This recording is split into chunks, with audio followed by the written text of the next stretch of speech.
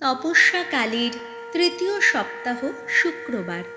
প্রথম পাঠ প্রবক্তা হোসেয়ার গ্রন্থ 14 অধ্যায় পদ সংখ্যা 2 থেকে 10। পাপী মানুষ যদি তার ঈশ্বরের কাছে ফিরে আসে তাহলে সে আবার পাবে ঐশ্ব আশীর্বাদ। স্বয়ং ভগবান এই কথা বলেছেন, ওগো ইসরায়েল, তোমার ঈশ্বর ভগবানের কাছে আবার ফিরে এসো। তোমার অধর্মই তো তোমার পতনের কারণ। ভগবানকে তুমি যা বলবে তা আগে থেকেই ঠিক করে রাখো। তাঁর কাছে ফিরেই এসো তুমি, তাকে এই কথা বলো, ওগো আমাদের সমস্ত অপরাধ ক্ষমা করো, যা ভালো তাই বরং গ্রহণ করো। তাহলে বৃষের বদলে আমরা তোমাকে নিবেদন করব আমাদের ওষ্ঠেরই স্তুতি। না, আশিরিয়া আমাদের বাঁচাতে পারবে না। আমরা যুদ্ধের ঘোড়ায় আর চড়ব না কখনো। আমাদের হাতে গড়া কোনো কিছুকে আমাদের ঈশ্বর বলেও আর ডাকব না কখনো। যে অনাথ শিশু সে তো তোমারই কাছ থেকে পায় স্নেহ মমতা। ভগবান তখন বলবেন, তাদের সেই ধর্মচ্যুতির ক্ষত আমি এবার সারিয়েই তুলব। উদারভাবেই ভালোবাসব তাদের। তাদের ওপর আমার যে ক্রোধ ছিল তা এখন তো মিটেই গেছে। ইসরায়েলের প্রতি আমি হব যেন শিশিরেরই মতো, সে লিলি ফুলেরই মতো ফুটে উঠবে। লেবাননের গাছগুলির মতোই মাটির নিচে সে নামিয়ে দেবে শিকড়।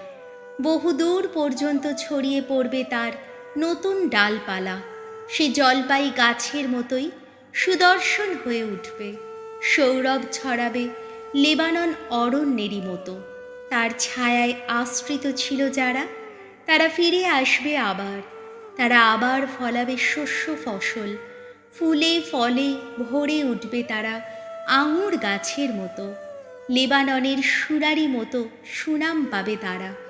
এফ্রাইম এবার বলবে, ওইসব অলিক দেবতার সঙ্গে কি আর সম্পর্ক থাকতে পারে তার? আমি তো তার ডাকে সাড়া দিই, আমি তাকে আগলে রাখি। ওগো এফ্রাইম, আমি যেন সেই চিরশ্যামল দেবদারুরই মতো। আমারই জন্যে আসে তোমার সফলতা।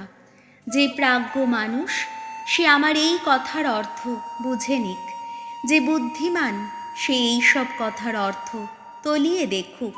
কেননা ভগবানের দেখানো সমস্ত পথ তো সোজা সরল পথ, আর ধার্মিক জন তো সেই পথেই চলে। কিন্তু অবিশ্বস্ত যারা, তারা শুধু হোঁচট খেয়েই মরে। প্রভুর বাণী, শাম সঙ্গীত ধুয়ো।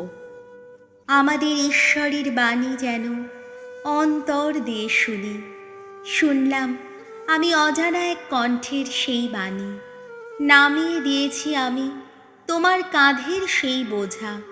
তোমার 2 হাত মাটিতে দিয়েছে ফেলে মজুরের ঝুড়ি। সংকটে ডেকেছ তুমি, আমিও তোমায় তাই করেছি উদ্ধার। ধুয়ো।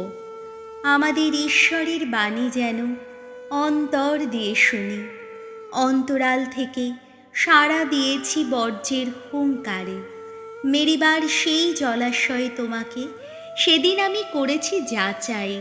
ওহি আমার আপন জাতির মানুষ, শোনো তুমি, তোমায় সাবধান করে দিচ্ছি আমি। দোহাই তোমার, ওগো ইসরায়েল, যা বলছি শোনো একবার।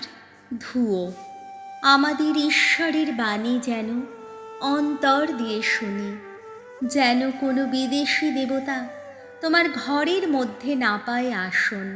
তুমি যেন প্রণত না হও বিজাতীয় কোনো দেবতার চরণে।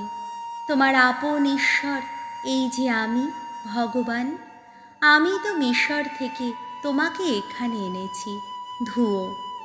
আমাদের ঈশ্বরের বাণী যেন অন্তর দিয়ে শুনি।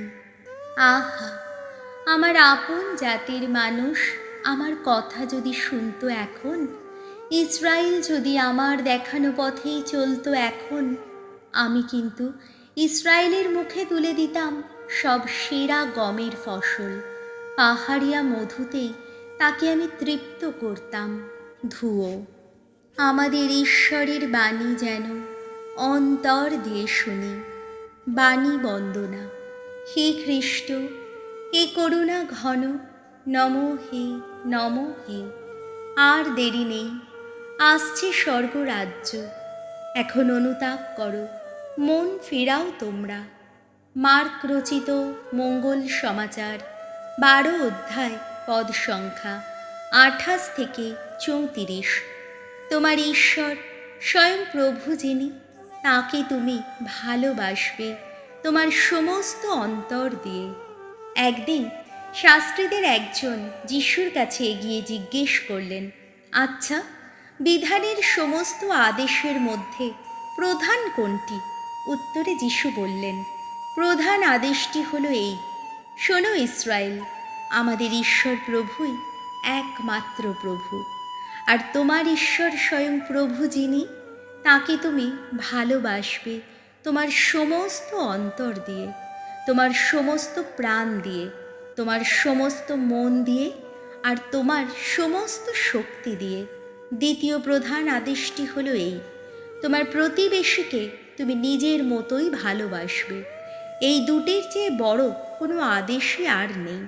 সেই শাস্ত্রী তখন যিশুকে বললেন, ঠিক কথা গুরু, আপনি ঠিকই বলেছেন যে ঈশ্বর অনন্য, তিনি ছাড়া আর কোনো দেবতাই নেই।